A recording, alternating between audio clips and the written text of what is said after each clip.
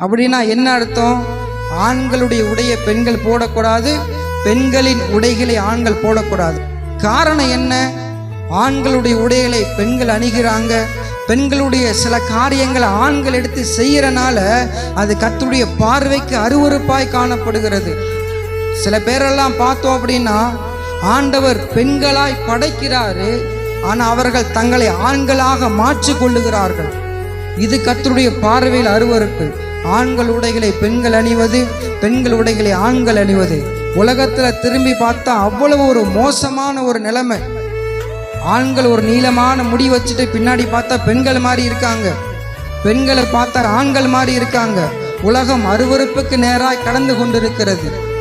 இப்படிப்பட்ட காரியங்கள் ஒருவேளை உங்களுக்கு நமக்கு தெரிந்தவர்களிடத்திலோ இல்லை குடும்பத்திலேயோ இருக்குமானால் நாம் மாற்றிக்கொள்ள வேண்டியது அது அவசியமாய் காணப்படுகிறது.